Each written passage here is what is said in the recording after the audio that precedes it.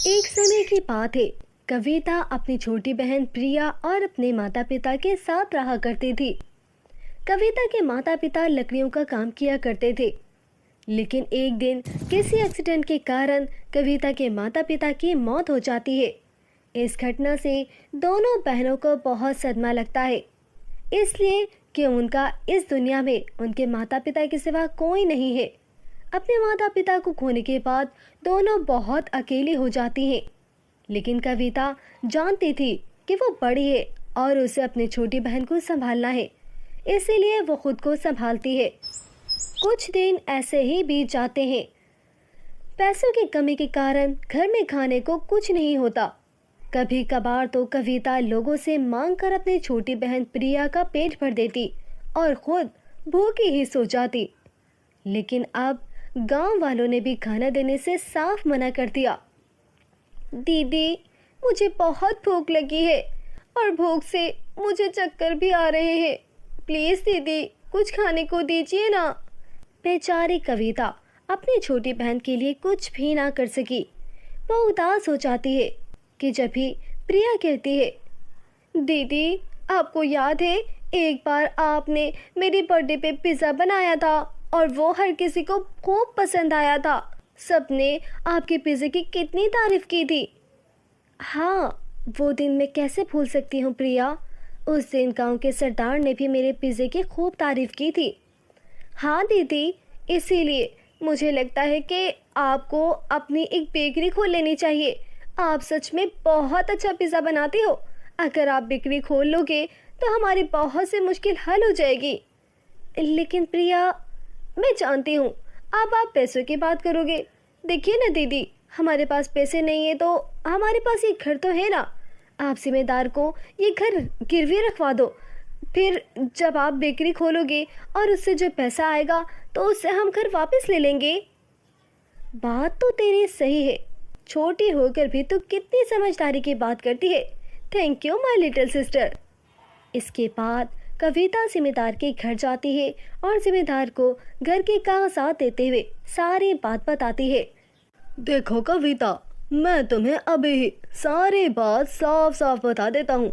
अगर तुमने 1 साल के अंदर अंदर मेरा पैसा मुझे वापस ना दिया तो ये घर मेरे नाम हो जाएगा। कविता जिम्मेदार की ये बात सुनकर परेशान हो जाती है, लेकिन फिर उसे प्रिया की बातें याद आती है। अब वह जिम्मेदार को घर के कागजात देकर उनके बदले पैसे ले आती है और उन पैसों से बेकरी खोल लेती है और घर का राशन भी ले आती है। कविता की बेकरी के सामने गांव की एक औरत सवेरा नाम की बेकरी भी थी। गांव में बस यही एक बेकरी थी, जिसकी वजह से सब सवेरा से ही सामान लिया करते थे। इसी कारण कविता की बेकरी चल नहीं पा रही थी। ऐसे ही समय बीतता चला गया। एक दिन प्रिया कविता से कहती है, दीदी मेरी दोस्त का कल जन्मदिन है और मेरे पास कोई भी गिफ्ट नहीं है देने को। अगर आप कोई अच्छा सा पिज़्ज़ा बना दोगी तो मैं पार्टी में ले जाऊंगी, अपनी दोस्त को गिफ्ट दे दूंगी। कविता प्रिया की दोस्त के लिए पिज़्ज़ा बनाने में लग जाती है और वो प्रिया को दे देती है। प्रिया वो पिज़्ज़ा पार्टी में ले जाती है। उसके सभी दोस्तें वो पिज़्ज़ा खाती हैं और इसकी तारीफ किए बगैर रह नहीं पाती। प्रिया, ये पिज़्ज़ा तुमने कहाँ से लिया? ये तो बहुत ही टेस्टी है। हाँ, इसके फ्लेवर भी बहुत अच्छे हैं। प्लीज़ हमें शॉप का एड्रेस तो दो जहाँ से तुमने पिज़्ज़ा लिया है। प्रिया अपने दोस्तों को सब बताती है कि उसकी बहन की बेकरी है और उनको अपनी बेकरी का एड्रेस भी देती है। उस दिन के बाद से कविता की बेकरी पे लोग आना शुरू हो जाते हैं और ऐसे ही सवेरा के कस्टमर्स भी कविता की दुकान पर आने लगते हैं, जिसे देखकर सवेरा को खूब गुस्सा आता है और वो कहती है, बस बहुत हुआ, इस कविता की बच्ची का तो कुछ करना ही पड़ेगा। इसको ऐसा मजा चखाऊंगी कि कस्टमर इसके पिज़्ज़ा पर थूकेंगे। सवेरा ऐसा सोच रही होती है कि उसे एक आइडिया आता है।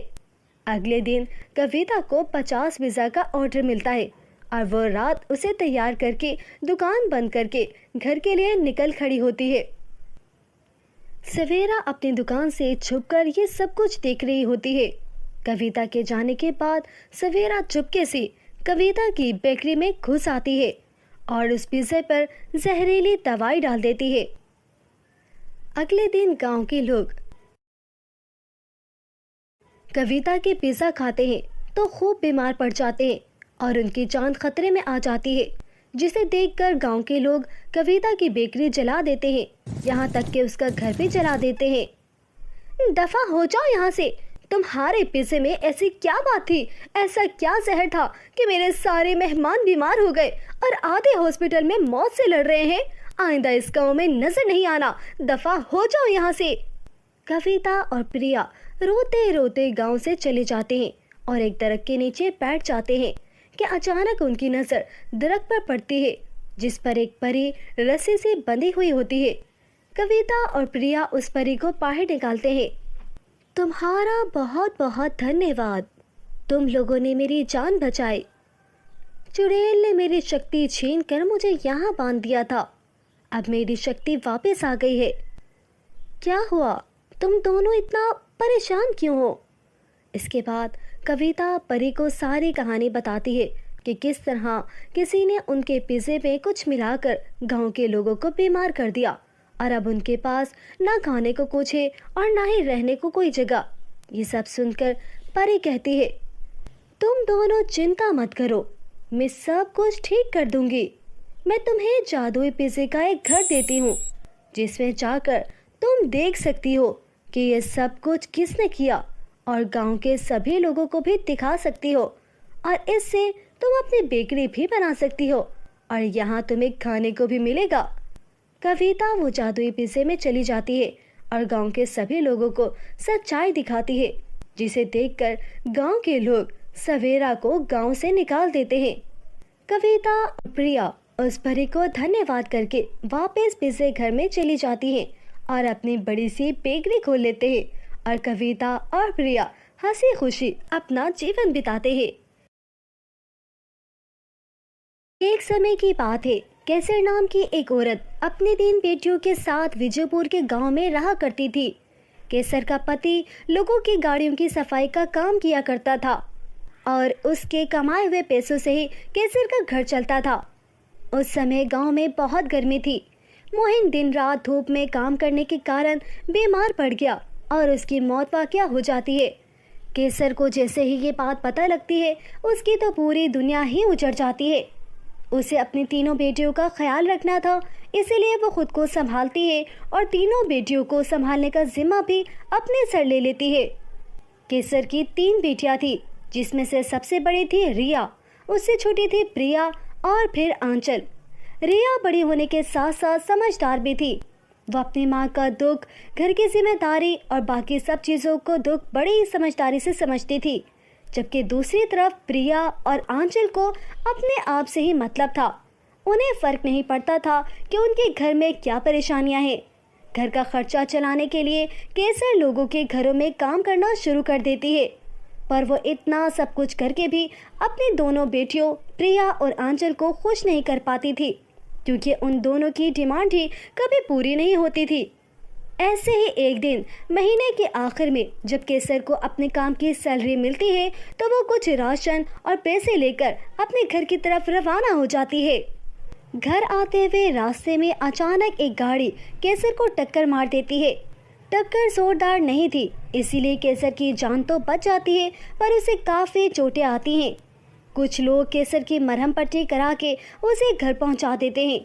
अपनी माँ को इस हालत में देखकर रिया की तो जैसे सांसें ही अटक जाती है और वो अपनी माँ से कहती है, ये क्या हो गया माँ, तुम्हें इतनी ज़्यादा चोटें कैसे आई? ये सब हम लोगों की गलती है, हमारी वजह से ही तुम बाहर जाती हो।